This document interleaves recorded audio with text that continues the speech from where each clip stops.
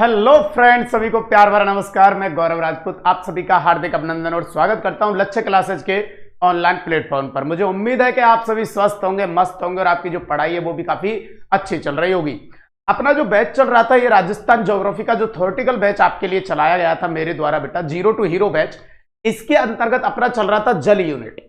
पहले अपन ने पूरा स्थिति विस्तार किया था, भौतिक प्रदेश किए थे, संभागीय व्यवस्था की थी, बिल्कुल भौगोलिक शब्दावली की थी, और इसके बाद अपन ने उठाया था जल यूनिट। जल यूनिट के अंतर्गत भी अपन ने बेटा अब्बा तंत्र को कंप्लीट किया था, झील को कंप्लीट किया था, सिंचाई परियोजना को कंप्लीट किया था, और उसी में आगे बढ़ते हुए एक छोटा सा पॉइंट और अपन देखेंगे जिसको कहेंगे जल संरक्षण तकनीक। क्या कहेंगे बेटा? जल संरक्षण तकनीक। मुझे उम्मीद है गुड मॉर्निंग, राधे राधे, जय श्री कृष्णा, जय जौहर। मेरे भाइयों सभी को एक बार और पुनः प्यार भरा नमस्कार। तो आज जो अपना सेशन चालू हो रहा है मेरे भाइयों, आज का जो ये सेशन रहेगा वो बहुत ही इंपॉर्टेंट रहने वाला है। इसमें से भी हमेशा एक क्वेश्चन बेटा आता है आपके कंपटीशन के अंतर्गत कि जल संरक्षण की तकनीक क्या है। और मेरे भाइयों ये बहुत कम रेयर चांस है कि आपको पढ़ने के लिए कहीं मिले, तो आप इसे यहां से अच्छे से पढ़ना, बहुत अच्छे तरीके से इसे अपन कवर करेंगे। बाबा खाटू श्याम का आशीर्वाद लेते हुए डेली क्लास को अपन स्टार्ट करते हैं। मैं बाबा खाटू श्याम से मनोकामना करता हूं कि मेरे जितने भी विद्यार्थी हैं इनके ऊपर आप हमेशा आशीर्वाद बनाए रखना, इनको हमेशा नेगेटिव बातों से बचाए रखना, जिससे अपने लक्ष्य की प्राप्ति के लिए एकदम अड़िग रहें। ओके। और अगली एक बात मेरे भाइयों, ये जो मोटिवेशन स्पीच है, आप बेफिक्र रहिए। पहले अपन क्लास की एक बार शुरुआत कर लेते हैं। मैंने कल के आपके सारे कमेंट देख लिए, सबका बारी बारी से जवाब दूंगा, आप बेफिक्र रहिए बेटा, है ना।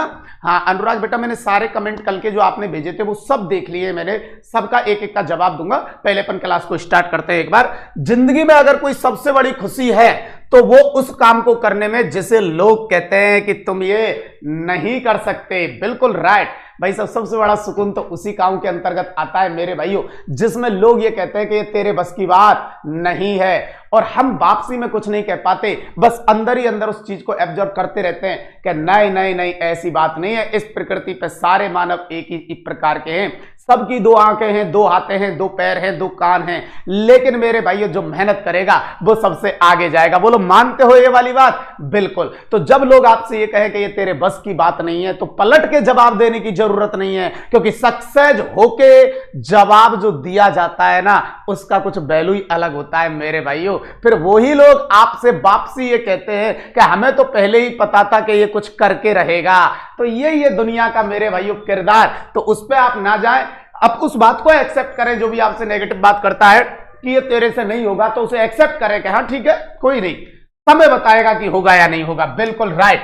अगला जो टॉपिक अपना नाम रहेगा मेरे भाइयों वो रहेगा एक जल संरक्षण तकनीक। एक छोटी सी यूनिट, जल आपके जल के अंतर्गत ही आती है, जल यूनिट के अंतर्गत एक छोटा सा पॉइंट आता है जल संरक्षण तकनीक। क्या होता है बेटा जल संरक्षण, वो मैं बताता हूं आपको। जैसे मान के चलिए बेटा, नदियों का पानी बह रहा है। ओके सर, मानसून सत्र के दौरान नदियां काफी उफान पे भी होती हैं। बिल्कुल सही कह रहे हैं सर। अब इस पानी को अगर आपको उपयोग में लेना है तो मेरे भाइयों आपको क्या करना पड़ेगा? बांध बनाने पड़ेंगे, नहर बनाने पड़ेंगे। बिल्कुल सर। तो व्यर्थ बहते हुए पानी को रोकना और उसका उपयोग करना, और उपयोग में भी उसका सीमित उपयोग करना ही क्या कहलाता है? जल संरक्षण कहलाता है। अगर आप बांध वगैरह, नहर वगैरह, झील वगैरह नहीं बनाओगे तो एक बात बताइए, जो पानी बह के जा रहा है वो तो महासागरीय क्षेत्र में चला जाएगा। बात तो गुरुजी सही कह रहे। तो व्यर्थ बहते हुए पानी को रोकना और उसका सीमित उपयोग करना ही क्या कहलाता है? जल संरक्षण या जल प्रबंधन कहलाता है। तो देखिए यहां से अपन चालू करते हैं बेटा इस टॉपिक को। आइए, जल संरक्षण का मीनिंग क्या है? तो सबसे पहले मान लीजिए, जैसे ये कोई आपका पानी बह के जा रहा है। जी सर, ये आपका पानी बह के जा रहा है। Okay sir. इस मेरे भाइयों, ये जो आपका पानी बह के जा रहा है बेटा, इस पानी का मेरे भाइयों आप क्या करेंगे? इस व्यर्थ बहते हुए पानी को रोकना। जी गुरुजी, ये जो पानी बह रहा है अगर आप इसे यूज नहीं करेंगे तो ये व्यर्थ ही तो जा रहा है। बिल्कुल सर। व्यर्थ बहते हुए पानी को रोकना, व्यर्थ बहते हुए पानी को रोकना, व्यर्थ बहते हुए पानी को रोकना। चलो ठीक है सर, हमने यहां पे ये व्यर्थ बहता हुआ पानी रोक लिया। और मेरे भाइयों पर इस पानी का सीमित उपयोग करना, इस पानी का सीमित उपयोग करना, मतलब दो ही चीजें हैं आपके जल संरक्षण में, क्या व्यर्थ बहते हुए पानी को रोकना और फिर उसका जो उपयोग है वो भी कैसा करना, सीमित करना, मेरे भाइयों क्या कहलाता है सर। ये दोनों जो बातें आपको मैंने बताई है बेटा, ये दोनों बातें अगर आपको याद हैं तो बेटा इसी को कहते हैं जल संरक्षण, या बेटा इसी को कहते हैं जल प्रबंधन। तो इसी को जल संरक्षण या जल प्रबंधन कहा जाता है। गुड बात गुरुजी। अब देखो डेफिनेशन कैसे बनाओगे। अरे यार डेफिनेशन कोई पूछी थोड़ी जाएगी आपसे, लेकिन फिर भी टॉपिक चालू करते तो कम से कम उसके बारे में ये तो पता होना चाहिए कि इसका मीनिंग क्या होता है। तो इसका मीनिंग रहेगा मेरे भाइयों, व्यर्थ बहते हुए पानी को रोकना और उसका आपका सीमित या समुचित उपयोग करना ही क्या कहलाता है, जल संरक्षण या जल प्रबंधन कहा जाता है इसे। अब मेरे भाइयों जल संरक्षण की दो प्रकार की तकनीकें होती हैं। एक जो प्राचीन समय से ही चलती आ रही है, मानसून सत्र के दौरान लोग जो आपके बनाते हैं छोटे छोटे नाड़ी बनाते हैं, टोबा बनाते हैं, आपके बावड़ी बनाते हैं, जोहड़ बनाते हैं, खड़ीन बनाते हैं, झालरा बनाते हैं, बेरी या कुई बनाते हैं, टाका या कुंड बनाते हैं। ये जो प्राचीन आपके कुछ शब्द देख रहे हैं, ये सारे जो शब्द हैं ये सब जल संरक्षण से संबंधित हैं। तो ये तो आएंगे परंपरागत में, जो काफी प्राचीन समय से चलती आ रही परंपरा के अनुसार जो जल का संरक्षण ये करते हैं मानसून सत्र के दौरान, वो सब परंपरागत में। और नवीन टेक्नोलॉजी के अकॉर्डिंग या आधुनिक विधि के अकॉर्डिंग जो जल का संरक्षण किया जाता है उसमें कौन कौन सी शब्दावली रहेंगी, वो आएंगी आधुनिक तकनीक में। तो इसका मतलब जल प्रबंधन की दो आपकी तकनीक होती हैं, दो विधि होती है मेरे भाइयों। उसमें एक रहेगी कौन सी बेटा, परंपरागत, और मेरे भाइयों उसमें एक रहेगी आपकी कौन सी, आधुनिक। तो ये दो टाइप की विधि रहेंगी, परंपरागत और आधुनिक। बोलो बात मंजूर है? ओके सर, जल्दी से एक बार दबा के सेशन को शेयर कर दीजिए, फिर आगे बढ़ते हैं। चलिए तो जल संरक्षण की तकनीक के अंतर्गत अपन सबसे पहले यहां पे देखो मैं आपको समझाता हूं बेटा, जो अपन पढ़ रहे हैं जल संरक्षण की तकनीक। जी गुरुजी, और इस जल संरक्षण की तकनीक के अंतर्गत बेटा एक बात ध्यान रखना, इसमें दो प्रकार की तकनीक आपके सामने रहेंगी।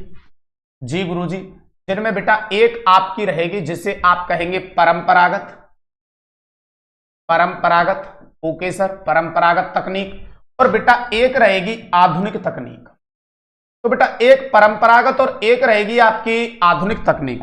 अब परंपरागत जल संरक्षण की जो तकनीक है उनमें कौन कौन से शब्द आपके रहेंगे, तो बेटा इसके अंतर्गत एक शब्द आएगा आपका नाड़ी, एक आएगा बेटा टोबा, एक आएगा मेरे प्यारे साथियों बावड़ी, एक आएगा बेटा जिसको आप कहेंगे बेरी या कोई, बेरी या कोई, एक आएगा जिसे आप कहेंगे कुंड या टांका, कुंड या टांका, ओके सर, एक इसमें आएगा जिसे आप कहेंगे खड़ीन, एक आएगा बेटा जिसे आप कहेंगे जोहड़, एक आएगा बेटा जिसे आप कहेंगे झालरा, ओके सर। इसके अलावा मेरे भाइयों एक इसके अंतर्गत आएगा जिसे आप कहेंगे तालाब, और एक इसके अंतर्गत आएगा जिसको आप कहेंगे झील। तो भाई साहब ये जो आप शब्द देख रहे हो ये सारे आपके परंपरागत जल संरक्षण की तकनीक हैं। अब क्वेश्चन क्या बनता है, अगर पिछले एग्जाम आप देख रहे हो तो यहां से हमेशा क्वेश्चन बनता है भाई साहब इस प्रकार का, क्या जल संरक्षण की तकनीक में कौन सी आपकी तकनीक प्राचीनतम या परंपरागत नहीं है। इनमें से तीन आपके शब्द दे देगा, एक आधुनिक से दे देगा। तो पहली बात तो आपको ये पूरे 10 शब्द पता होना चाहिए। परंपरागत में नाड़ी, टोबा, बावड़ी, बेरी या कोई, कुंड या टांका, खड़ीन, जोहड़, झालरा, तालाब और झील। और या फिर क्वेश्चन डायरेक्ट भी बन जाता है, इनको डायरेक्ट मेंशन करके पूछता है कि ये क्या है, जैसे जोहड़ क्या है, खड़ीन क्या है, ये डायरेक्ट भी क्वेश्चन बनता है। बिल्कुल सही कह रहे हैं सर, ओके। अब चलते हैं आधुनिक तकनीक के अंतर्गत। आधुनिक क्या है, तो आधुनिक में एक आता है बेटा बांध, बांध या डैम जिसको आप कहते हैं, बिल्कुल ठीक सर, बांध या डैम जिसको आप कहते हैं। एक आता है नहर, ओके सर बेटा। एक रहेगा बूंद बूंद, बूंद बूंद और फव्वारा पद्धति, इससे भी जल संरक्षण किया जाता है, आगे चल के बताऊंगा। बूंद बूंद व फव्वारा पद्धति, और एक आपका शब्द आता है इधर जिसको अपन कहेंगे डिग्गी। तो ये परंपरागत जल संरक्षण की विधियां रहेंगी और ये आधुनिक जल संरक्षण की विधियां रहेंगी। ओके सर, डन, बोलो डन है मामला। अब किसे कहते हैं आपका नाड़ी, किसे कहते हैं टोबा, किसे कहते हैं बावड़ी, एक एक पे विस्तार से चर्चा अपन करने वाले हैं। तो बने रहिए सेशन के अंतर्गत, आगे बढ़ते हैं बेटा। ये लीजिए, सबसे पहले आपके पास एक शब्द है क्या, नाड़ी। बाद में देखेंगे इसका डेफिनेशन भाई साहब, पहले इधर समझेंगे आप। आइए सुनिएगा भाई साहब, ये आपका कोई मान के चलिए मरुस्थल में एक ऐसा स्थान जो नीचा है, ये मान के चलिए मरुस्थल का कोई एक ऐसा स्थान जो नीचा है, ओके सर, ओके सर। और इसमें आप क्या करेंगे, वर्षा जल संरक्षण, वर्षा जल क्या करते हैं, संरक्षण करते हैं। Okay sir. वैसे कहने को ये एक प्रकार का तालाब सा होता है, ये कहने को एक प्रकार का क्या होता है, तालाब सा होता है। Okay sir. भाई साहब आपके मरुस्थल में वह नीचा स्थान जिसके अंतर्गत भाई साहब आपके बरसात का पानी आकर इकट्ठा हो जाता हो, ये आपके मरुस्थल में एक कैसा स्थान रहेगा, नीचा, जिसमें वर्षा का जल, ये जो वर्षा का जल है वो बह के क्या हो जाता हो, इकट्ठा। जैसे गांव में आपने नहीं देखा पोखर होती है, बिल्कुल सर, बरसात के टाइम पे क्या होती है कि पानी आके क्या हो जाता है, उनमें इकट्ठा हो जाता है, बिल्कुल सर। तो इसी प्रकार बरसात का पानी एक ऐसे नीचे स्थान पर इकट्ठा हो जाए भाई साहब, और ऐसे बनने वाला आपका जो ये जल स्रोत होता है, सॉरी ये जल संरक्षण का जो आपका विधि होता है बेटा, उसे तुम्हें पता है क्या कहा जाता है, उसको कहा जाता है नाड़ी। तो ये एक वर्षा जल संरक्षण का स्रोत है, एक प्रकार का तालाब होता है, और ये सबसे ज्यादा देखने को मिलता है पश्चिमी राजस्थान में। और ध्यान रखेंगे भाई साहब, आपके राजस्थान की जो प्रथम, आपके राजस्थान की प्रथम नाड़ी, आपके राजस्थान की प्रथम नाड़ी 1520 ईस्वी में, ध्यान रखना 1520 ईस्वी में बनाई गई। तो कल को पूछा आपके राजस्थान की प्रथम नाड़ी कब बनाई गई, तो 1520 ईस्वी में बनाई गई। सीधी सीधी सी बात है, जितने भी शब्द रहेंगे जल संरक्षण की आपकी शब्दावली रहेगी। बरसात का पानी इनमें इकट्ठा होगा, किसी में भूमिगत जल से भी आएगा, बिल्कुल सर। तो नाड़ी जो होता है ये एक प्रकार का बेटा तालाब होता है, पश्चिमी मरुस्थल के अंतर्गत ज्यादा देखने को मिलता है। वर्षा जल को इसमें संग्रहित किया जाता है, बिल्कुल सर, उसे कहते हैं क्या, नाड़ी कहा जाता है। अपने राजस्थान की पहली नाड़ी जो बनी थी वो कब बनी थी, 1520 ईस्वी में। अब चलते हैं भाई साहब डेफिनेशन पे, क्या कहा है उसने, अब देखेंगे। एक तरह का तालाब होता है, बिल्कुल सर, जिसमें वर्षा जल संग्रहण किया जाता है, किसका, वर्षा जल। और यह तकनीक आपके पश्चिमी राजस्थान में सबसे ज्यादा प्रचलित है। और राजस्थान की प्रथम नाड़ी भी ध्यान रखना कब बनी थी, 1520 ईस्वी के अंतर्गत बनी। ओके सर, डन डनाडन। आगे चलते हैं भाई साहब। अब आपके सामने क्या दिख रहा है आपको, टोबा। अब आपके सामने क्या दिख रहा है, टोबा। तो ध्यान रखना, अभी आप क्या पढ़ के आए थे, नाड़ी, ये नाड़ी से गहरा होता है, ये बेटा नाड़ी से गहरा होता है, कौन, टोबा। पहली बात तो यहां पे ध्यान रखेंगे भाई साहब, ये जो जल का स्रोत है ना बेटा, इसमें पहली बात नाड़ी से अधिक गहरा, ठीक है गुरुजी, नाड़ी से अधिक गहरा होता है। ओके सर, मान लिया, ठीक है भाई साहब। इसके अलावा इसके जो जल का उपयोग है, ये नाड़ी से अधिक गहरा जल संरक्षण का स्रोत होता है। इसके जल का उपयोग दो जगह किया जाता है भाई साहब।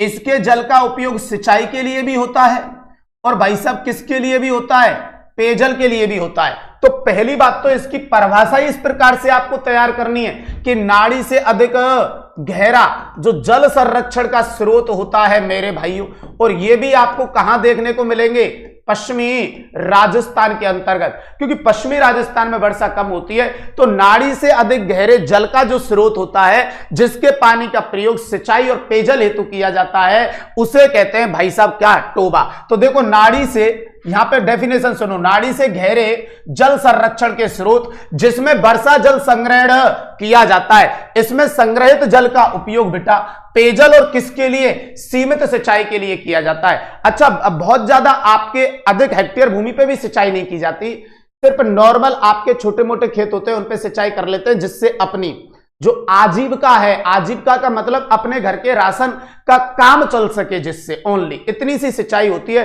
अपने खेतों की तरह नहीं कि आपको पता चला 50-50, 20-20, तो इतने बड़े नहीं होते बेटा ये जलाशय, बिल्कुल सर। तो इस प्रकार का आपके नाड़ी से अधिक गहरा जो आपका जल का स्रोत होता है बेटा, उसे कहते हैं क्या, टोबा। क्या कहते हैं बेटा, टोबा कहा जाता है। ओके, डन डन गुरुजी। अब चलते हैं मेरे भाइयों अगले पॉइंट पे, और अगला पॉइंट क्या है आपका, बावड़ी। सर ये बावड़ी क्या होता है, यहां समझाएंगे, आइए बेटा। बावड़ी क्या होता है, तो अच्छे से सुनना बेटा। बावड़ी जो होता है यह एक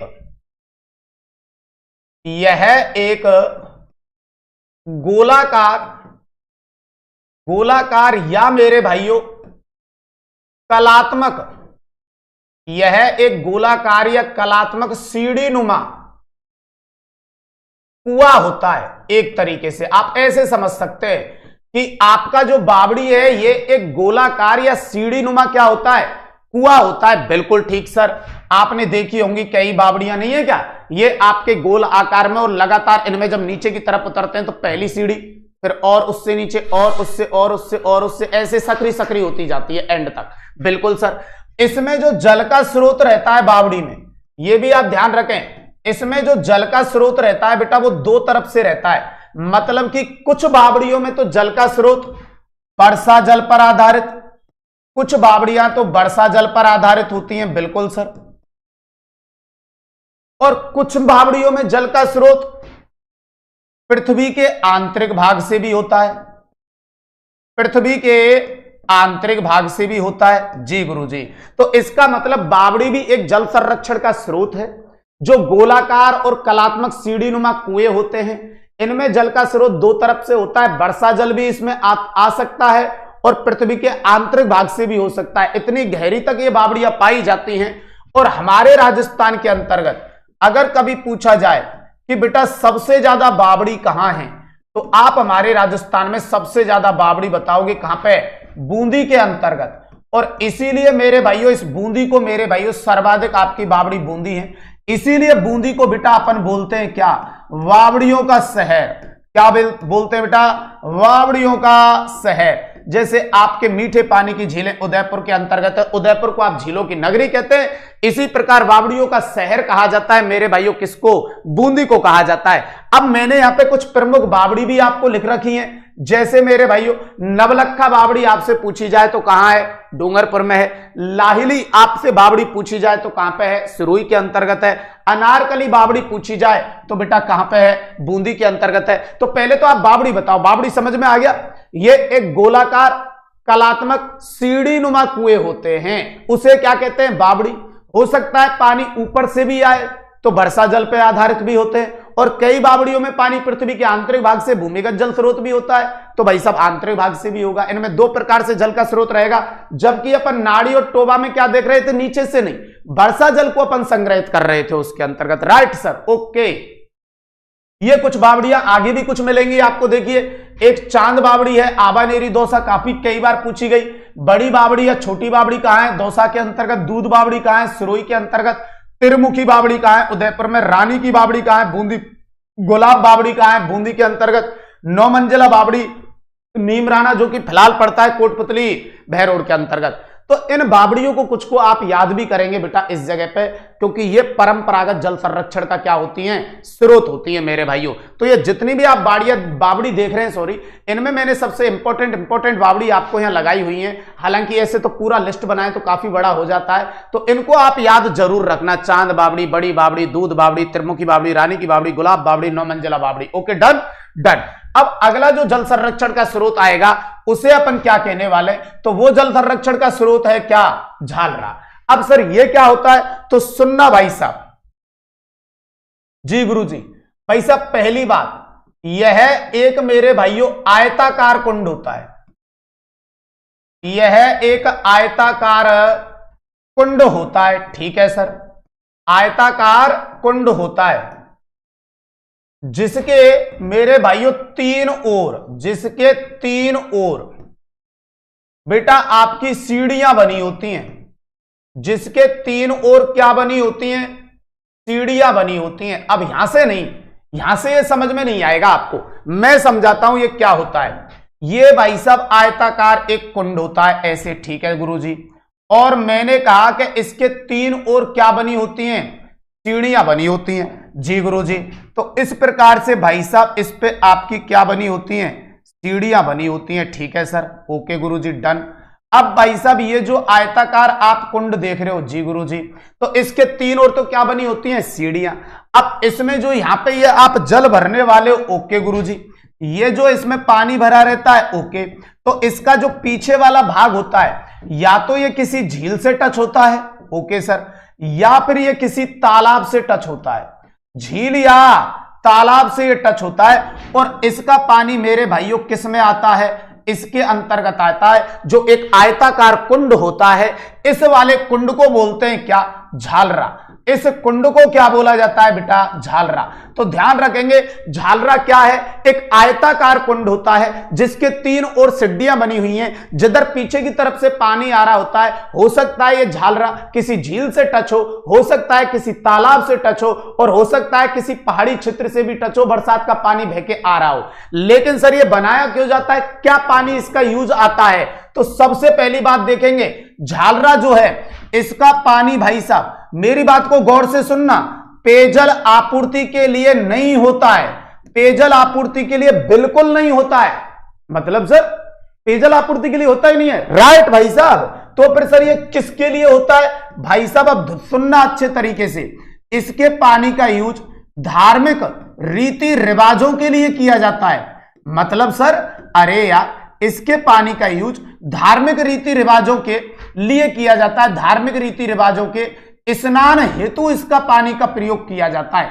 मतलब सर थोड़ा सा खुल के बताइए। खुलने का मतलब यह है भाई साहब, ग्रामीण क्षेत्र में आपने देखा होगा जब किसी बुजुर्ग व्यक्ति की डेथ हो जाती है तो उसके बाद हम उसे शमशान लेके जाते हैं, और शमशान के अंतर्गत मेरे भाइयों उसका अंतिम संस्कार करने के बाद जैसे ही अपन शमशान से लौटते हैं तो बताइए अपन ग्रामीण क्षेत्र के अंतर्गत एक इस प्रकार का कोई ना कोई पानी का कोई कुआं या पानी का कोई आपका टंकी या कोई अन्य स्रोत हो तो वहां पे सभी लोग नहाते हैं कि नहीं नहाते हैं? बिल्कुल नहाते हैं सर। अब गांव में तो क्या है, पानी की समस्या है तो उसी से पेयजल आपूर्ति होती है, उसी से अपन नहा भी लेते हैं।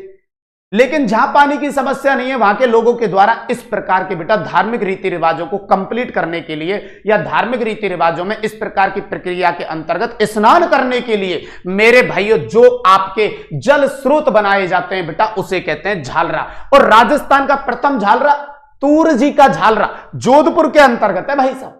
तो बेटा इसे कहते हैं झालरा। यह एक आयताकार कुंड होता है जो 3 ओर किससे आपका घिरा होता है बेटा? सीढ़ियों से घिरा होता है, तो उसे क्या कहा जाता है? झालरा। बोलो जल्दी से कमेंट करके बताओ भाई साहब कि यह बात समझ में आई कि नहीं आई, और आ गई तो फिर अपन आगे बढ़ते हैं। बिल्कुल बेटा तूर जी का झालरा, ओके। हाँ ये वही है जैसे नहा के चले जाते हैं, कई लोग हाथ मुंह धोकर भी चले जाते हैं। कुल मिला के बात यह है कि इसका पानी बेटा धार्मिक रीति रिवाजों के स्नान हेतु किया जाता है। अब उसमें जैसे जैसे जनरेशन नई होती जा रही है तो कुछ बातें आपकी जो प्राचीन पीढ़ी की है उनको भूलती भी जा रही है, लेकिन मेरे नजर से अगर प्राचीन पीढ़ी की बातों को आप भूल जाएंगे तो बेटा आने वाला जो स्थिति है वो आपके लिए ही दयनीय होगा। इसलिए हमें जो पुराने रीति रिवाज है उनके पद चिन्हों पे चलना भी चाहिए जो वास्तव में सामाजिक स्तर को सुधारने में मदद करते हैं। कुछ रीति रिवाज ऐसे भी हैं जो सामाजिक स्तर को सुधारने में सहयोग नहीं करते, तो अपन अगर पढ़े लिखे शिक्षित नागरिक हैं तो उनका अपन को थोड़ा सा विरोध, ये विरोध तो मैं नहीं कह सकता विरोध करना चाहिए, बाकी अपन अगर पढ़े लिखे अच्छे लोग हैं और आप वास्तव में आपको लगता है कि ये वाला कार्य सामाजिक स्तर पर ठीक नहीं है तो लोगों को समझाने का उत्तरदायित्व आपका बनता है, नहीं है क्या? और कुछ आपकी जो परंपरागत आपकी रूढ़िवादी परंपराएं जो चलती आ रही हैं परंपरागत, उनमें कुछ चीजें ऐसी भी हैं जो बेहद इंपॉर्टेंट है, उनको एक्सेप्ट भी करना चाहिए। चलिए तो अब चलते बेटा आगे। एक आ जाता है आपके पास बेटा खड़ीन। खड़ीन या पिलाया क्या है? तो मेरे भाइयों इसको मैं मरुस्थल में भी आपको करा चुका कि भाई साहब आपके मरुस्थल में, जी गुरुजी, मरुस्थल में पालीवाल, मरुस्थल में पालीवाल ब्राह्मणों के द्वारा, पालीवाल ब्राह्मणों के द्वारा जल का संरक्षण करने के लिए, जल का संरक्षण करने के लिए बनाई गई झीलें, मरुस्थल में मेरे भाइयों पालीवाल ब्राह्मणों के द्वारा मानसून सत्र के दौरान जल का संरक्षण करने के लिए बनाई गई झीलों को क्या कहते हैं? भाई साहब आपकी खड़ीन कहते हैं। दूसरी बात, ये सबसे ज्यादा कहां मिलेंगी? तो ध्यान रखना मेरे भाइयों ये सबसे ज्यादा आपकी मिलती हैं जैसलमेर के अंतर्गत। जैसलमेर के भी अंतर्गत मेरे भाइयों उत्तरी जैसलमेर में इनको सबसे ज्यादा देखा जाता है। और भाई साहब ये किसके द्वारा बनाई गई है? पालीवाल ब्राह्मणों के द्वारा। 15वीं शताब्दी में पाली से आए पालीवाल ब्राह्मणों के द्वारा इस प्रकार का जल संरक्षण का जो स्रोत बनाया गया है मरुस्थल में, उसे कहते हैं बेटा खड़ीन या पिलाया। क्या कहा जाता है? खड़ीन या पिलाया। बिल्कुल बेटा, है ना? बिल्कुल बेटा राजेंद्र एकदम सही कह रहे हो आप। बिल्कुल बेटा, बिल्कुल बिल्कुल बिल्कुल ओके। मरुस्थल में बनाई गई झीलें होती हैं आपके पालीवाल ब्राह्मणों के द्वारा, उन्हें कहा जाता है क्या बेटा? खड़ीन कहा जाता है। और वहीं इसी टाइप की जो झीलें होती हैं जो आपके खारे पानी की होती हैं उन्हें पलाया भी कहते हैं। तो मैंने दोनों शब्द एक ही साथ लगा दिए थे। अब आता है भाई साहब एक शब्द आपका जिसे आप कहेंगे बेरी या कोई। ये क्या होता है मेरे भाइयों, तो सुनना बेटा, आपके मरुस्थलीय क्षेत्र के अंतर्गत, ठीक है सर, मरुस्थलीय क्षेत्र में, और मेरे भाइयों मुख्यतः ये मरुस्थलीय क्षेत्र के अंतर्गत इस बॉर्डर पे ज्यादा देखे जाते हैं। इसका मतलब ये जो बाउंड्री है आपकी, इसे कहते हैं आप अंतरराष्ट्रीय सीमा। तो मरुस्थलीय क्षेत्र में अंतरराष्ट्रीय सीमा पर ये जो आप बनाएंगे छोटे छोटे गोलाकार और कम गहरे, छोटे गोलाकार और कम गहरे,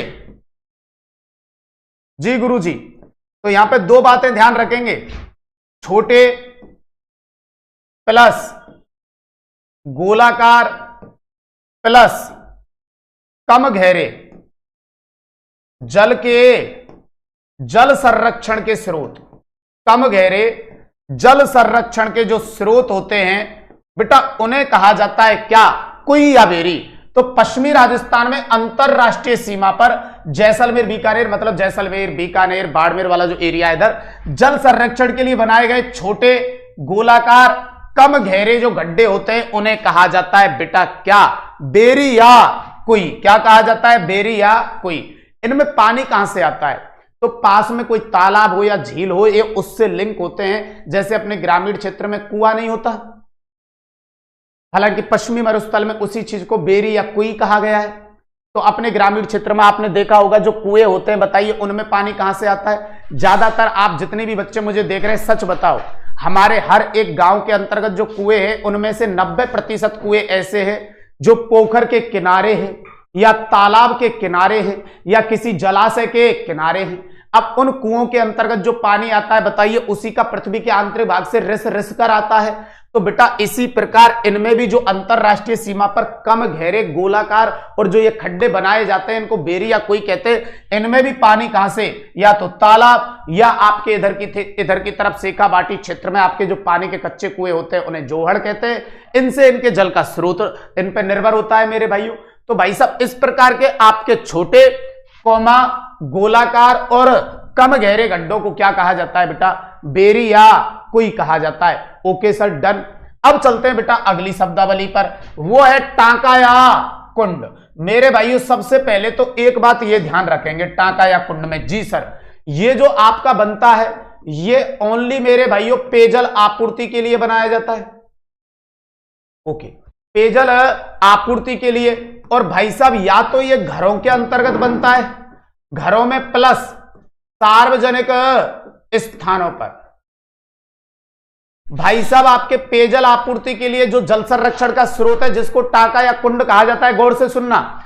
एक तो इसमें फर्स्ट कंडीशन रहेगी पेयजल आपूर्ति के लिए, दूसरी कंडीशन रहेगी घर या सार्वजनिक स्थानों पे बनेगा, और तीसरी कंडीशन ये रहेगी कि भाई साहब इसमें पानी की शुद्धता को बनाए रखने के लिए, पानी की शुद्धता को बनाए रखने के लिए भाई साहब इसे ऊपर से ढक देते हैं, ऊपर से ढक दिया जाता है। ऊपर से क्या कर दिया जाता है, ढक दिया जाता है। उसे बोलते हैं भाई साहब टांका या कुंड। तो मेरे भाइयों इनका एक ही उद्देश्य है, टांका या कुंड से आप सिंचाई नहीं करेंगे, ओनली पेयजल आपूर्ति। बिल्कुल राइट सर। या तो ये घरों के अंतर्गत होते हैं या सार्वजनिक स्थलों पे होते हैं, और पानी को शुद्धता को बनाए रखने के लिए ऊपर से इनको कवर्ड किया जाता है। बिल्कुल, तो जल का अंदर से जो पानी लेने के लिए होता है वो अलग रास्ता होता है, इनको ऊपर से बिल्कुल कवर्ड कर दिया जाता है। तो इसका निर्माण मुख्यतः पेयजल के उद्देश्य से किया जाता है, घरों या सार्वजनिक स्थानों पर किया जाता है, जिसमें वर्षा जल को संग्रहित किया जाता है। मतलब इस प्रकार से जैसे घरों में बनाया है तो घरों की छतों का जो ढलान रहेगा वो यूं रहेगा, और वो पूरा पानी यहां नीचे आएगा, और नीचे का जो ढलान रहेगा जहां पे आपका टांका या कुंड बना हुआ है वो सबसे नीचा स्थान रहेगा। वो कुछ इस प्रकार से बनाया जाता है पूरा घर का ढलान ही, कि वो पूरा पानी उसी आपके टांका या कुंड में जाए।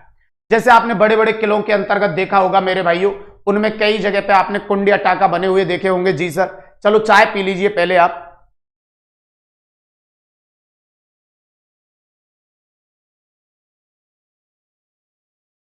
देखो रमेश जी, बिल्कुल आप सही कह रहे हैं। कई कई जगह ऐसी भी स्थितियां हैं जब पानी की बहुत ज्यादा सिचुएशन खराब हो चुकी है, तो कई जगह लोग इससे सिंचाई भी कर लेते हैं। लेकिन जो मूल उद्देश्य पूरे राजस्थान में ओवरऑल निकाल के देखा जाए तो इनका मूल उद्देश्य होता है पेयजल आपूर्ति। ओके चलिए, तो ये भाई साहब पानी की शुद्धता के लिए क्या करते हैं, ऊपर से ढका जाता है, तो बेटा उसे कहते हैं टांका या कुंड। क्या कहते हैं बेटा, टांका या कुंड। Okay done. आगे बढ़ते हैं मेरे भाइयों, एक शब्द आता है आपके पास जिसको आप क्या कहते हैं, जोहड़ कहते हैं। तो भाई साहब इसका मीनिंग क्या है वो मैं समझाता हूं आपको। शेखावाटी क्षेत्र में बेटा, शेखावाटी क्षेत्र में मेरे भाइयों जल संरक्षण के लिए, शेखावाटी क्षेत्र में जल संरक्षण के लिए बेटा बनाए गए, जल संरक्षण के लिए बनाए गए मेरे भाइयों पानी के कच्चे कुओं को, बनाए गए पानी के कच्चे कुओं को, बनाए गए पानी के कच्चे कुओं को बेटा पता है क्या कहा जाता है, तो ध्यान रखना बेटा जोहड़ कहा जाता है। पानी के कच्चे कुओं को मेरे भाइयों क्या कहा जाता है बेटा, जोहड़ कहा जाता है। अब भाई साहब आपके पश्चिमी मरुस्थल में और उसमें भी पॉपुलर जो क्षेत्र है इसके लिए वो है शेखावाटी। शेखावाटी क्षेत्र में मेरे भाइयों जल संरक्षण के लिए बनाए गए जो पानी के कच्चे कुएं होते हैं उन्हें क्या कहते हैं, जोहड़। मेरे भाइयों ये जो शब्द चालू हुआ है आपका जोहड़, इससे संबंधित एक कार्यक्रम चला था जिसे आप कहेंगे जोहड़ विकास कार्यक्रम, जोहड़ विकास कार्यक्रम। और ये जोहड़ विकास कार्यक्रम जो चलाया गया था, इसको चलाया गया था मेरे भाइयों राजेंद्र सिंह के द्वारा। किसके द्वारा चलाया गया, राजेंद्र सिंह के द्वारा। इसने मरुस्थलीय क्षेत्र में खासकर शेखावाटी क्षेत्र में लोगों को जा जाकर यह बताया कि वर्षा जल को संग्रहित किया कैसे जाता है। किसने, राजेंद्र सिंह ने। इसीलिए भाई साहब इनको बोलने लगे अपन जोहड़ वाले बाबा, इसीलिए इनको क्या कहते हैं बेटा, जोहड़ वाले बाबा। और भाई साहब इन्हीं को इसीलिए संबोधित किया जाता है किस नाम से, वाटरमैन ऑफ इंडिया। इन्हीं को कहते हैं वाटरमैन ऑफ इंडिया। जी गुरुजी। तो भाई साहब आपके शेखावाटी क्षेत्र में जल संरक्षण के लिए बनाए गए पानी के कच्चे कुओं को क्या कहा जाता है, जोहड़ कहा जाता है। बिल्कुल सर, जोहड़ विकास कार्यक्रम जो है किसके द्वारा चलाया गया था, राजेंद्र सिंह जी के द्वारा चलाया गया था और इसीलिए इन्हें जोहड़ वाले बाबा या वाटरमैन ऑफ इंडिया कहा जाता है। ओके सर, बोलो डन डनाडन। चलिए बेटा आगे बढ़ते हैं मेरे भाइयों, जल संरक्षण की आगे की तकनीक देखते हैं कौन सी आने वाली है। और अगली जो है वो है आपका क्या, तालाब। सर क्या होता है तालाब, आइए भाई साहब सबसे पहले बताता हूं आपको। मान लीजिए कि भाई साहब ये तालाब है, ओके सर, हालांकि इसका एरिया फिक्स होता है कि इतना होना चाहिए, ठीक है। अब सुनना भाई साहब, ये अपन ने मान लिया कि ये कोई तालाब है, ओके गुरुजी। ये क्या है भाई साहब, ये तालाब है। तो ध्यान रखना तालाब कृत्रिम भी हो सकता है और बेटा प्राकृतिक भी हो सकता है। चलो ठीक है सर, दोनों तरीके से, कृत्रिम भी हो सकता है और प्राकृतिक भी हो सकता है, ओके। लेकिन भाई साहब इसका जो एरिया फिक्स किया गया है वो कंडीशन फॉलो होनी चाहिए, तभी उसे तालाब कहेंगे। सर क्या है एरिया, 1 वर्ग मीटर, 1 वर्ग मीटर से और 2 हेक्टेयर, 1 वर्ग मीटर से 2 हेक्टेयर भूमि के मध्य यह विस्तृत होना ही चाहिए। 1 वर्ग मीटर से लेके 1 वर्ग मीटर न्यूनतम और 2 हेक्टेयर अधिकतम, इसके बीच में तो होना ही चाहिए मेरे भाइयों। उसे क्या कहा जाता है, उसे कहा जाता है बेटा तालाब। तो 1 वर्ग मीटर से और 2 हेक्टेयर भूमि के मध्य आपका जो ये जलाशय मिलने वाला है, इसका जो एरिया इतना तो होना चाहिए बेटा, उसे कहते हैं क्या, तालाब। और अपने ऑल ओवर राजस्थान में भाई साहब तालाबों से अगर आपसे कभी पूछा जाए कि सर्वाधिक सिंचाई कहां होती है, तो ध्यान रखना तालाबों से सर्वाधिक सिंचाई होती है भीलवाड़ा के अंतर्गत। कहां होती है, भीलवाड़ा के अंतर्गत। और अपने यहां मेरे भाइयों खूब सारे तालाब मिलते हैं। सवाई माधोपुर में जाएंगे आप तो जंगली तालाब मिल जाएगा, खारा तालाब मिल जाएगा, सुख तालाब मिल जाएगा, इसके अलावा काला तालाब मिल जाएगा, बिल्कुल सर, पदम तालाब, मलिक तालाब, गिलाई तालाब, ये आपके खूब सारे तालाब देखने को मिलते हैं। तो भाई साहब ये कृत्रिम हो सकते हैं या प्राकृतिक हो सकते हैं। तालाब कहने के लिए एरिया कितना चाहिए, 1 वर्ग मीटर से 2 हेक्टेयर भूमि का आपका भाग होना ही चाहिए उस तालाब को कहने के लिए। अगर इससे कम है तो फिर आप उसे तालाब नहीं कह सकते, इससे ज्यादा है तो भी उसे तालाब नहीं कह सकते। तो पहली बात, कृत्रिम या प्राकृतिक जलाशय होता है जिसका विस्तार 1 वर्ग मीटर से 2 हेक्टेयर के मध्य होता है, बिल्कुल राइट सर। जिसमें वर्षा में कम से कम 4, हाँ ये एक बात और रहेगी कंडीशन, कम से कम इस प्रकार के जलाशय में भाई साहब 4 माह पानी तो रहना चाहिए ही चाहिए। 4 माह पानी तो भाई साहब रहना चाहिए ही चाहिए। उसे क्या कहा जाता है, तालाब कहा जाता है, ओके सर।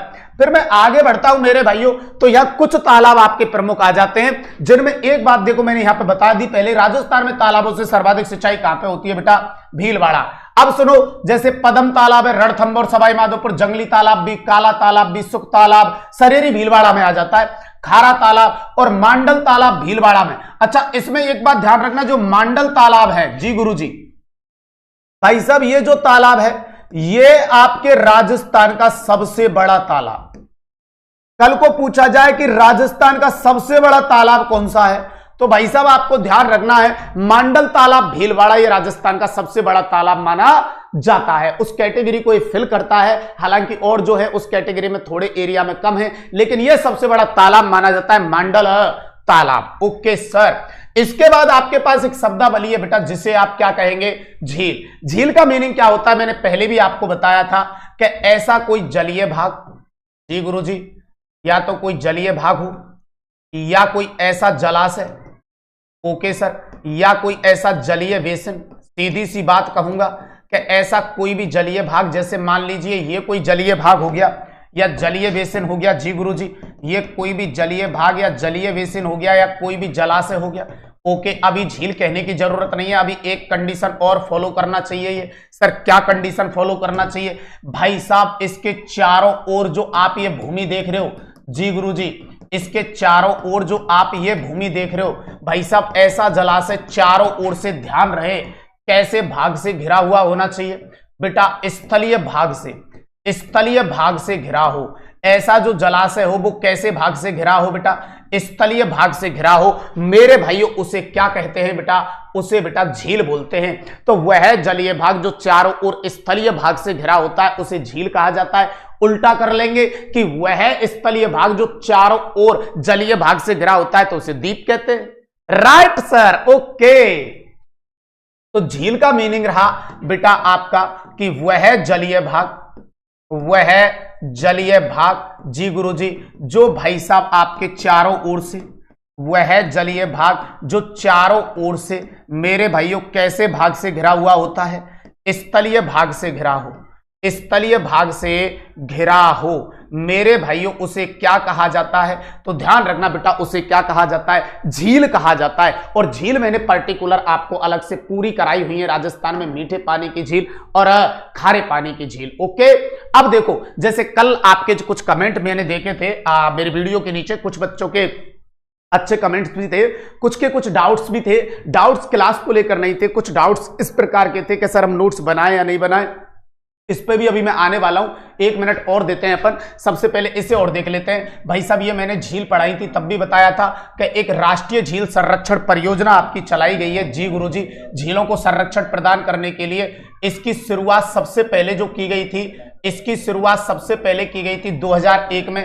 फिर इसकी मेरे भाइयों जो पुनः शुरुआत की गई, पुनः जो शुरुआत की गई, इसे भी ध्यान रखेंगे, ये पुनः शुरुआत है 1 अप्रैल 2016 से, ठीक है सर। और इसके अंतर्गत जो सहयोग रहेगा राष्ट्रीय झील संरक्षण योजना के अंतर्गत, ये सहयोग है 60:40 में। 60 इसमें केंद्र देता है और 40 इसमें राज्य देता है। लेकिन इंपॉर्टेंट बात यह है कि बेटा कभी भी आपसे पूछा जाए कि राजस्थान की झीलें शामिल इस राष्ट्रीय झील संरक्षण योजना में, राजस्थान की जो झीलें शामिल हैं बेटा, उनकी संख्या हमेशा ध्यान रखना कितनी है? 6। अब 6 को बेटा आप याद कैसे करेंगे? तो मैंने उस टाइम पे भी आपको बताया था कि सर रट्टा नहीं मारना है। 6 को याद करने का तरीका मैंने आपको बताया हुआ है पहले ही कि बेटा 6 को याद करने का तरीका ये रहेगा। जी गुरुजी बताइए कि 2 और 2 और 1 और 1। अब सर ये क्या तरीका है? तो इस राष्ट्रीय झील संरक्षण परियोजना के अंतर्गत आपके राजस्थान की 6 झीलें शामिल हैं। इनको याद करने का तरीका कैसे है? 2 2 1 1। एक राजस्थान की सबसे ऊंची झील है जिसको आप नक्की कहेंगे। एक राजस्थान की सर्वाधिक प्रदूषित झील है मेरे भाइयों जो जयपुर के अंतर्गत मानसागर है। ओके, बाकी 2 झील आपकी अजमेर की हैं जिनमें आप पुष्कर और आना सागर को रखेंगे, और 2 झील आपके उदयपुर की हैं जो स्वरूप सागर लिंक नहर से जुड़ी हुई है, पिछौला और फतेह सागर। तो इस प्रकार से इसमें कितनी झीलें आएंगी मेरे भाइयों? 6, जिसमें एक झील झील का नाम आया, कौन सी झील शामिल रहेगी? नक्की झील शामिल रहेगी सिरोही की। एक झील इसके अंतर्गत रहेगी जिसको आप कहेंगे मानसागर झील, जयपुर की। मानसागर झील ये कहां की है भाई साहब? जयपुर की। नक्की झील कहां की है भाई साहब? सिरोही की। इसके अलावा 2 अजमेर की रहेंगी जिनमें एक का नाम रहेगा पुष्कर। कौन सी भाई साहब? पुष्कर झील। Okay sir. और एक रहेगी मेरे भाइयों आना सागर। तो पुष्कर और आना सागर झील रहेगी। एक इसके अलावा मेरे भाइयों आपकी पिछोला, कौन सी झील रहेगी बेटा? पिछोला झील रहेगी। और एक इसके अंतर्गत रहेगी फतेह सागर। तो पिछोला और फतेह सागर, और ये दोनों की दोनों आपकी जो है ये तो रहेंगी उदयपुर के अंतर्गत, और ये जो दोनों की दोनों आपकी हैं ये कहां पे रहेंगी मेरे भाइयों? तो ये दोनों की दोनों जो रहेंगी बेटा ये रहेंगी अजमेर के अंतर्गत। तो राष्ट्रीय झील संरक्षण योजना जो है ये आपकी पहले चलाई गई थी 2001 में, फिर जब इसका काम कंप्लीट हो गया तो इसे पुनः चलाया गया 1 अप्रैल 2016 से 60:40 में चली। राजस्थान की इसमें जो झीलें शामिल रहेंगी वो 6 रहेंगी। एक आपकी सबसे ऊंची रहेगी नक्की, एक राजस्थान की सबसे प्रदूषित रहेगी मानसागर, 2 अजमेर की रहेंगी पुष्कर और आना सागर, और 2 आपकी जो झीलें रहेंगी मेरे भाइयों उदयपुर की रहेंगी जिनमें एक का नाम रहेगा पिछोला और एक का नाम रहेगा फतेह सागर। अब चलो मैं बात कर लेता हूं उन वाले पॉइंटों पे जो कल आपके कुछ कमेंट्स थे। जी सर, सबसे पहली बात तो आप एक यहां पे ध्यान रखेंगे। जी सर बताइए। पहली बात तो बेटा ये, जैसे बहुत क्लियर आपको बताता हूं कि कोई भी भाई अगर नोट्स बना रहा है इस क्लास के तो अच्छी बात है। नोट्स अगर बना रहा है ना तो वो बहुत अच्छी बात है। ओके सर, नोट्स अगर बना रहा है तो। और भाई कोई भाई जिसको ये लगता है कि मुझे इन क्लासों का केवल रिवीजन ही करना है, जितना हो सके उतना रिवीजन करना है, सर काफी अच्छे से पढ़ा रहे, लगभग सर के द्वारा 30 क्लास लगभग राउंड में करा चुके हैं और लगातार कराते रहेंगे, एंड तक हम जाने वाले हैं। तो किसी को ये लगता है कि मुझे नोट्स बनाने की जरूरत नहीं है और किसी को ये लगता है कि मुझे नोट्स बनाने चाहिए, मैं दोनों बातें कर रहा हूं, अच्छे से समझने का प्रयास करना। नोट्स बना रहा है तो बहुत अच्छी बात है। और अगर कोई बंदा जो भाई साहब नोट्स नहीं बना रहा है, जो बंदा नोट्स नहीं बना रहा है तो उसे भी घबराने की जरूरत नहीं है, क्योंकि भाई साहब मेरी बुक आने वाली है विद इसी पैटर्न पर। मेरी बुक आने वाली है बेटा इसी पैटर्न पर आधारित, जो मैं आपको फिलहाल लाइव क्लास में समझा रहा हूं, इसी पैटर्न पर आधारित मेरी बुक आने वाली है मेरे भाइयों। और मुश्किल से उसे लगेंगे 15 से 20 दिन। आप फ्री रहिए, टेंशन फ्री रहिए। तो जो बच्चे नोट्स बना रहे हैं वो अच्छी बात है भाई साहब, बनाइए, खुद का लिखा हुआ तो बहुत ही अच्छा होता है। लेकिन जो नहीं बना रहे, क्लासों का लगातार रिवीजन कर रहे हैं कि यार हम तो रिवीजन करेंगे भाई साहब, इतना समय नहीं है, तो वो भी नहीं घबराएं भाई साहब। आपके जो नोट्स है जो नहीं बना रहे उन विद्यार्थियों के लिए भाई साहब गौरव सर की बुक आ जाएगी 15 से 20 दिन के अंतर्गत, और भाई साहब नवीनतम पैटर्न पर आधारित रहेगी। नवीनतम पैटर्न पर आधारित रहेगी। आप जब उसे देखेंगे तो आपको लगेगा कि राजस्थान के अंतर्गत पूरे राजस्थान ज्योग्राफी की इससे अच्छी बुक कोई नहीं हो सकती। भाई साहब एक ही बार में ऐसी बुक तैयार करने के लिए हम जा रहे हैं जो मेरे भाइयों ऑल इन वन एग्जाम के लिए एक ही बुक रहेगी, राजस्थान भूगोल की। तो भाई साहब जो नोट्स नहीं बना रहे वो इंतजार करेंगे अपनी किसका? नवीनतम पैटर्न पर आधारित जो न्यू बुक आ रही है उसका। एक बात तो ये, कुछ बच्चों के इस प्रकार के कमेंट थे कि सर हम नोट्स बनाएं या नहीं बनाएं, सर आपकी बुक कब तक आएगी? तो भाई साहब ये आपकी बात रही दोनों। नोट्स बनाना भी अच्छी बात है, नहीं बना रहे उनके लिए हम बुक उपलब्ध करवाएंगे, बेफिक्र रहें आप। बहुत जल्दी नवीनतम पैटर्न पर आधारित आपको बुक आपको देखने के लिए मिलेगी और आपका दिल गदगद हो जाएगा कि सर ने क्या मेहनत की है। तो उसके लिए एक बात तो ये हो गई।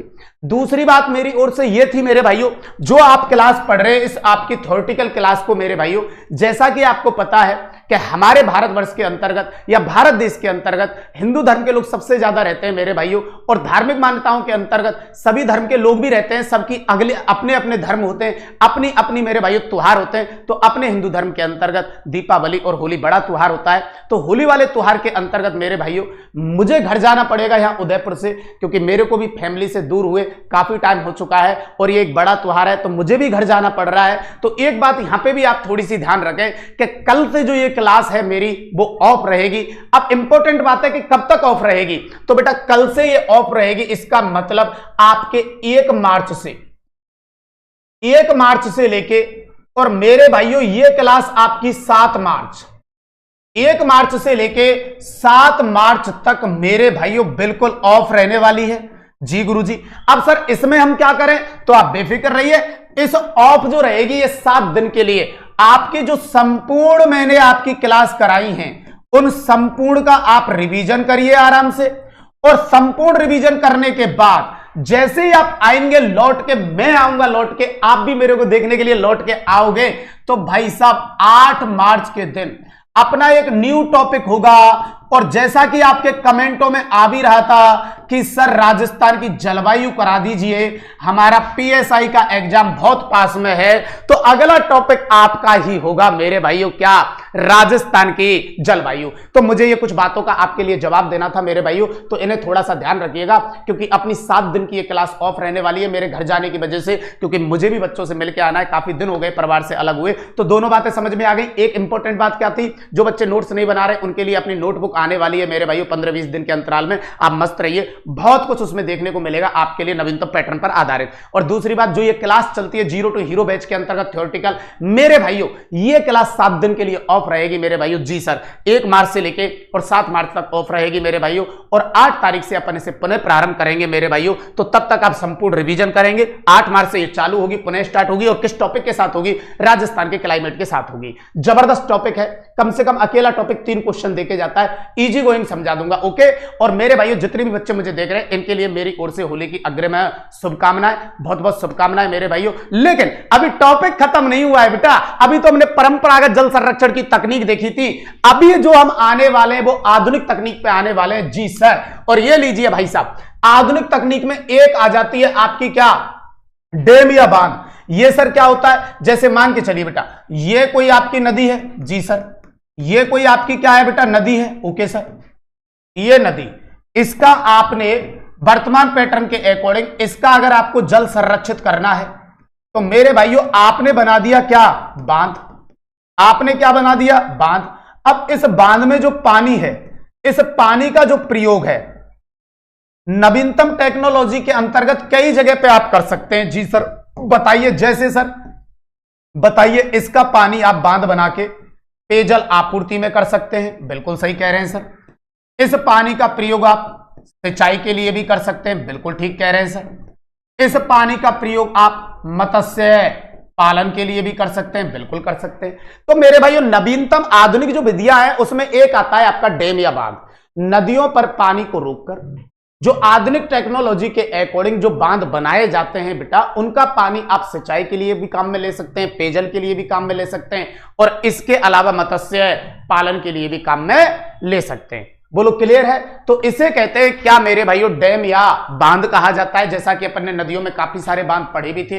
बिल्कुल सर। ओके, फिर चलते हैं मेरे भाइयों अगली एक तकनीक जिसको अपन क्या कहते हैं? नहर। तो आपने नहरें पर्टिकुलर पढ़ी है मेरे भाइयों, आईजीएनपी, गंग नहर, राजीव गांधी सिद्धमुख नहर, यमुना लिंक नहर, भरतपुर नहर, ईआरसीपी, नर्मदा नहर, ये लास्ट टॉपिक में मैंने खूब पढ़ाया है। तो यहां पे ध्यान रखेंगे, नहर मेरे भाइयों या नहरें जल संरक्षण की, नहरें जल संरक्षण की बेटा आधुनिक तकनीक है।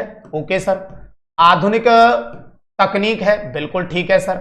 और दूसरी बात एक ये भी ध्यान रखेंगे कि भाई साहब नहरों से सर्वाधिक राजस्थान में सिंचाई, सर्वाधिक राजस्थान में सिंचाई, तो बेटा एक जिला है जिसे आप कहेंगे श्री गंगानगर।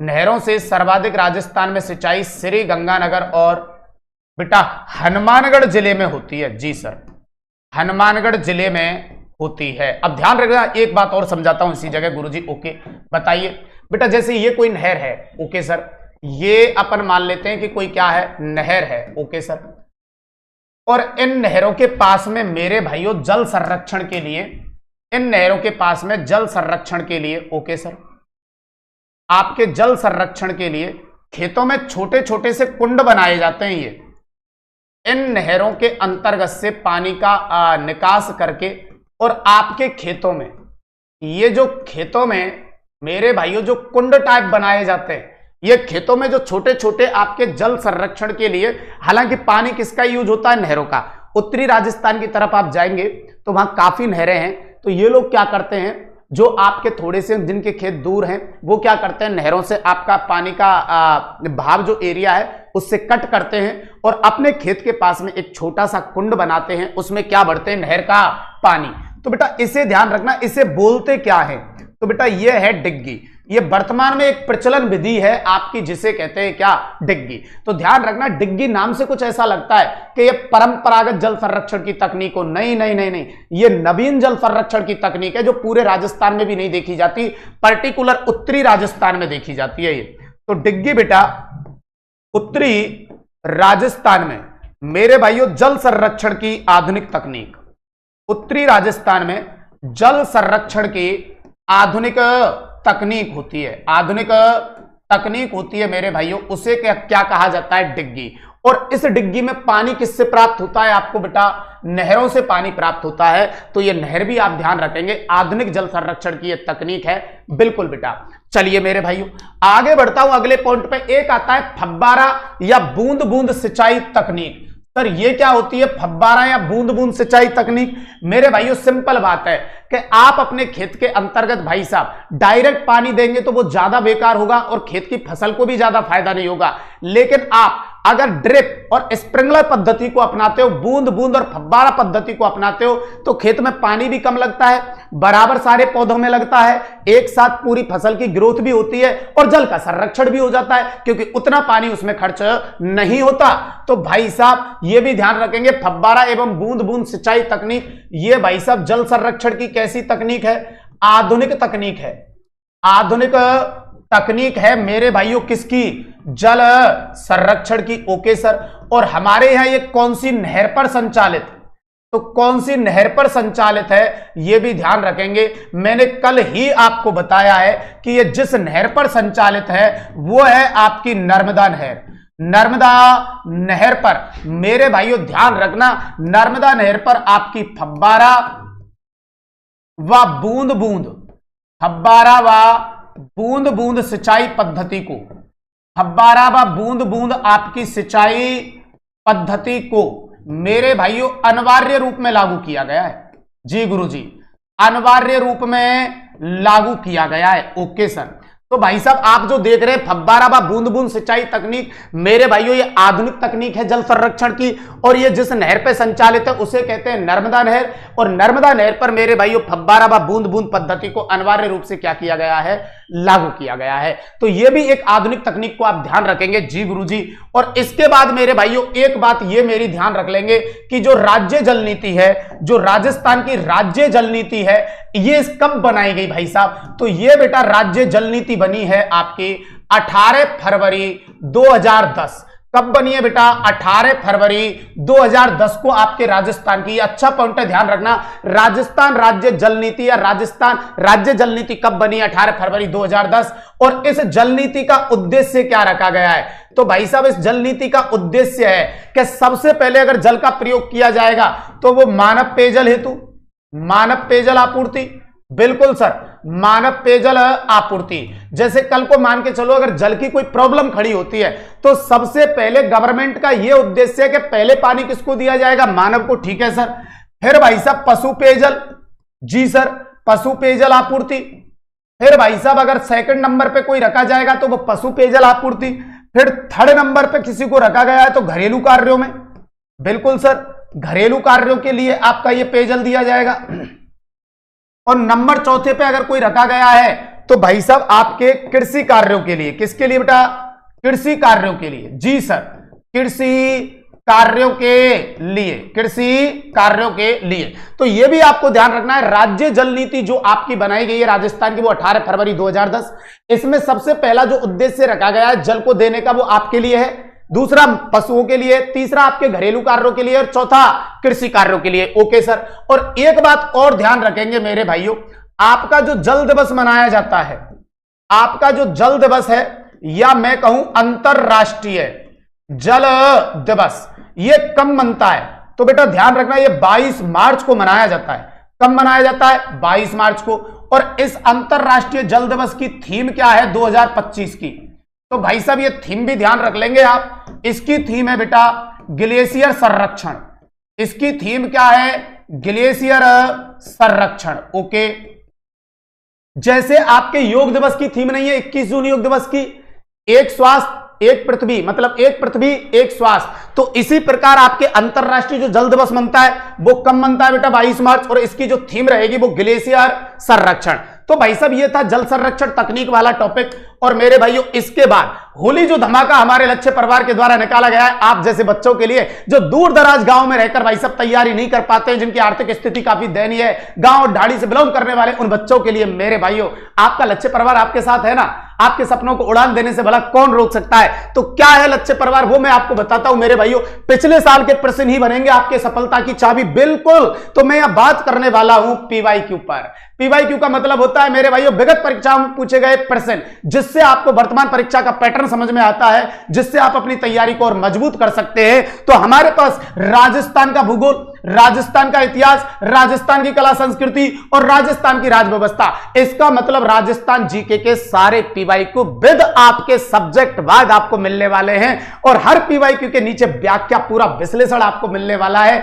इतनी अच्छी टीम का यहां पे पूरा की पूरा अनुभव डाला गया है और ये पूरा की पूरा जो कॉम्बो पैक आपको देखने के लिए मिलेगा बेटा। जी सर, तो ये कॉम्बो पैक आप यहां से देख सकते हैं मेरे भाइयों, ओनली मात्र 720 रुपए के अंतर्गत है आपकी चारों पुस्तकें। तो देरी किस बात की, जाइए नजदीकी बुक स्टोर पे परचेज कीजिए और अगर वहां से नहीं मिलता है तो लच्छे क्लासेज के एप्लीकेशन से परचेज कीजिए। ये सिर्फ आपके लिए कब तक रहेगा प्राइस, ओनली होली धमाके के अंतर्गत रहने वाला है मेरे भाइयों। तो और भाई साहब, हाँ एक इंपॉर्टेंट बात जो मैं बताना भूल गया आपके लिए, भाई साहब इनमें भी आप जो 720 का प्राइस देख रहे हो, इस पे भी मेरे भाइयों 20% डिस्काउंट है। लेकिन उसके लिए जो आपको कोड लगाना पड़ेगा वो सर क्या डालना है, तो वो सर होली 20 डालना है। इसका मतलब होली 20 डालना है मेरे भाइयों, कूपन कोड जो डालना है।